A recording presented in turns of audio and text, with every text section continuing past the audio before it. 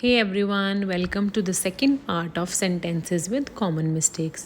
हमने first video में 15 sentences cover किए और इस वीडियो में भी हम another 15 सेंटेंसेस कवर करेंगे जिनमें कॉमन मिस्टेक्स होती ही रहती हैं while writing or speaking. But after watching this video, you are not going to repeat these mistakes. So without wasting the time, let's come for the first sentence.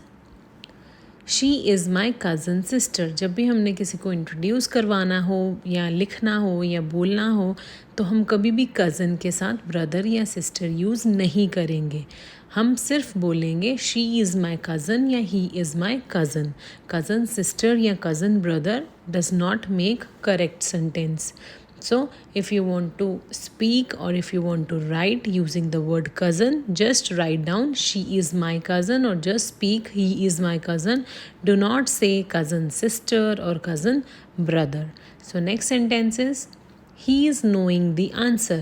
Correct sentence होता है he knows the answer कि उसे answer पता है. ये हमारा है simple present tense. He knows the answer. हमने पिछली वीडियो में एक रूल किया था कि जो हमारा सिंगुलर सब्जेक्ट हो उसके साथ हम सिंगुलर वर्ब लगाते हैं. और सिंगुलर वर्ब कब बनता है? जब हमने वर्ब के साथ एस और ई एस लगा देते हैं. तो यहाँ हमने ही के साथ नोज़ लगाया है which is the correct sentence. So he knows the answer. Next is me and my friend is coming. सबसे पहले तो ये सेंटेंस बिल्कुल गलत है.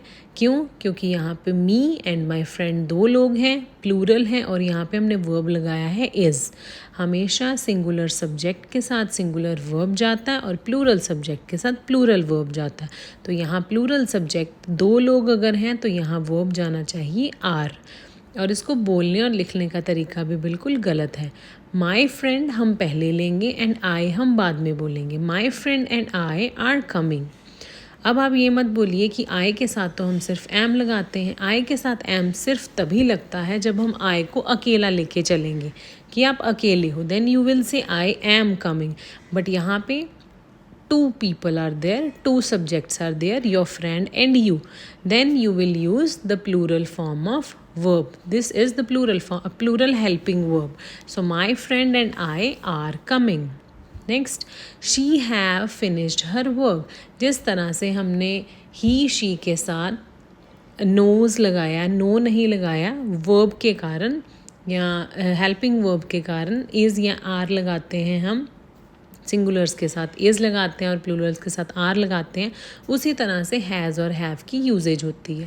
तो जिनको हैज़ और हैव की यूजेज नहीं क्लियर वो इसको ध्यान से देखें कि जो हैज़ है वो हम लगाते हैं सिंगुलर्स के साथ और जो हैव है वो हम लगाते हैं प्लूरल्स के साथ. सो हैज़ जो है वो सिंगुलर फॉर्म है और हैव जो है वो प्लूरल फॉर्म है. तो सिंगुलर सिंगुलर के साथ ही जाएगा, प्लूरल प्लूरल के साथ ही जाएगा. यहाँ पे शी प्लूरल नहीं है. अगर यहाँ बॉयज़ होता या दे होता या गर्ल्स होता तो फिर हम यहाँ पे हैव लगाते. तो यहाँ पे करेक्ट क्या है? She has finished her work. Next is I am having a headache. तो आपने अगर किसी को भी बताना हो कि आपके सिर में दर्द हो रहा है तो आप I am having a headache की जगह करेक्ट सेंटेंस बोलिए. वो क्या है? I have a headache. Headache means सिर दर्द. I have a headache. Next is she is married with a doctor. जब भी हमने इस तरह का सेंटेंस बोलना हो कि she is married to someone और ही इज़ मैरिड तो हम विद की जगह टू प्रेपोजिशन यूज़ करते हैं. She is married to a doctor. She is married to a businessman.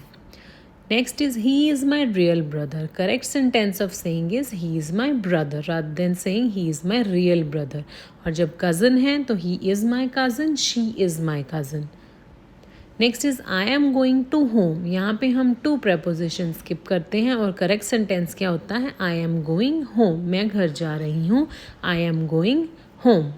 Next is she returned back yesterday. अब रिटर्नड और back दोनों का मतलब सेम है. रिटर्न का मतलब भी वापस, बैक का मतलब भी वापस. तो हम दोनों वर्ड्स को इकट्ठे यूज़ नहीं करेंगे. Rather than saying returned back we will say she returned yesterday. इसका मतलब भी यही है कि वो कल वापस आ गई थी. She returned yesterday. Next is I prefer tea than coffee. यहाँ हम टी और कॉफ़ी का कोई कंपैरिजन नहीं कर रहे, हम बस ये बता रहे हैं कि मैं टी प्रेफर करती हूँ कॉफ़ी से ज़्यादा, तो यहाँ हम टू लगाएंगे। ये वाला दैन हम कंपैरिजन्स में यूज़ करते हैं। So I prefer tea to coffee. Next is he is good in maths. जब भी हमने सब्जेक्ट की इस तरह से बात करनी है तो हम यहाँ एट लगाएंगे। ही is good at maths, he is good at English, so he is good at maths. Next is he is afraid from dog. Again, this preposition is wrong. He is afraid of dogs. He is afraid of dogs. कि उसे dog से डर लगता है. He is afraid of dogs. Next is I am going for shopping. The correct sentence is I am going shopping. We will skip the preposition for here. I am going shopping. मैं shopping जा रही हूँ. He is coming late always. This is the wrong way. This is the wrong sentence. So the correct sentence is he always comes late. कि वो हमेशा late आता है. He always comes late. यहाँ पे ये जो adverb है ये हम he के बाद लगाएंगे. He always comes late. Next is अगर हमने किसी को बोलना हो कि इसके बहुत लंबे बाल हैं तो हम क्या बोलेंगे? She has long hair, not she is having long hair. She has long hair. यहाँ हम उसकी पोजेशन, उसकी बिलोंगिंग बता रहे हैं तो उसके लिए हम यूज़ करेंगे हैज़. और आपको पहले मैंने बताया कि हैज़ हम किन के साथ लगाते हैं? सिंगुलर सब्जेक्ट्स के साथ, और हैव हम लगाते हैं प्लूरल सब्जेक्ट्स के साथ. बट जो आई और यू है वो प्लूरल का रूल लेंगे और आई के साथ भी हैव लगेगा, यू के साथ भी हैव लगेगा. I have, you have. So these were the 15 sentences.